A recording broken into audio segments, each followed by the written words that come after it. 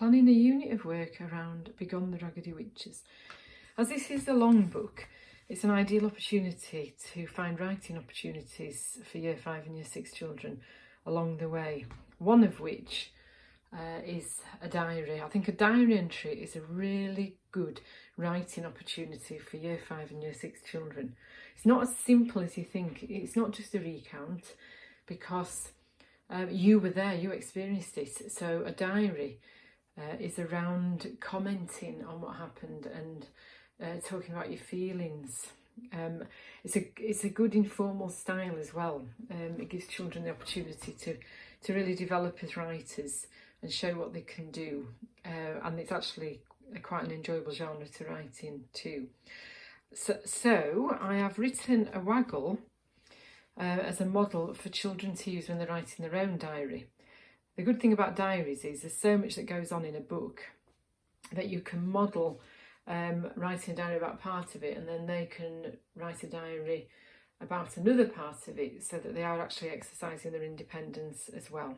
The first thing I do before writing a WAGOLL is look at Appendix 2 from the National Curriculum, and I flick through it to find all the elements of grammar and punctuation that I think would be useful for children when they're writing this diary. This is a much better idea than just writing everything down without thinking about the context of the writing. Not everything in the curriculum is suitable for a diary, and writing is about using everything you know and putting it together into an engaging piece of writing. It's not about just shoving lots of grammar and punctuation together to tick it off a list. A lot of the criteria in Year 5 and 6 is quite high level and wouldn't necessarily be appropriate for a diary, because you're not writing for a reader, the audience is yourself.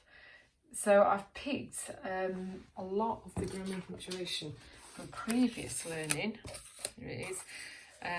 That will give the chance for children to embed what they know from previous year groups. And if you think about the Year 6 writing assessment grid, the assessment framework, a lot of these are very relevant, aren't they?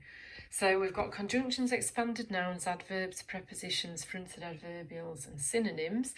And then I've just jotted down some punctuation that I want to try and use. Apostrophes, commas in a list after fronted adverbials, maybe for parentheses, so it's quite high level for a diary. Question mark, exclamation mark, and then punctuation for parentheses as well.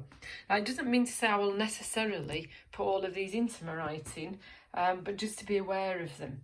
And there might be something you're particularly trying to focus on with your children. You might be narrowing the gap for some children as well, and you will be determined to put those in. But others, you're hoping that they will just come naturally as you're writing.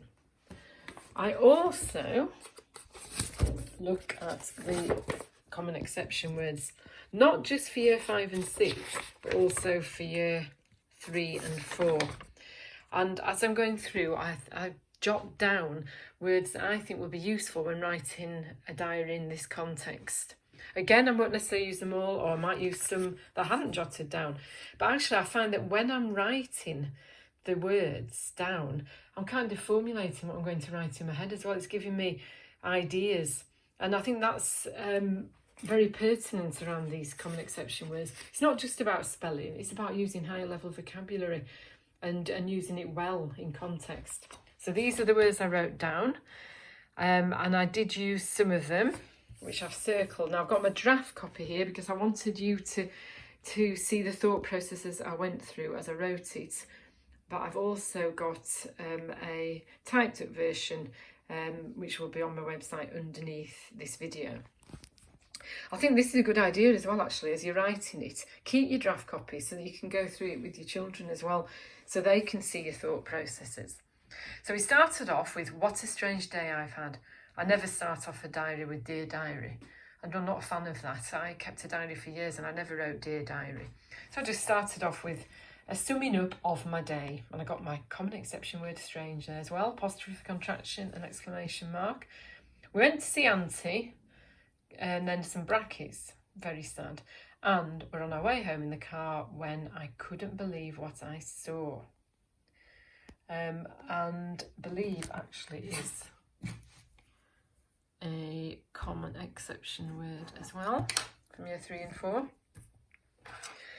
And you've got an exclamation mark again. Diaries, you do tend to put quite a few in, but try and encourage them to really think about whether they need that exclamation mark.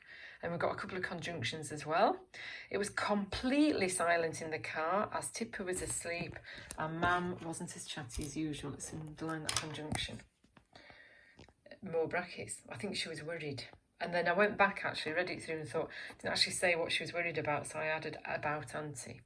Suddenly I could hardly believe my eyes, but there were witches following us. Now originally I couldn't believe my eyes, but actually got couldn't believe lower down as well, so I've changed that.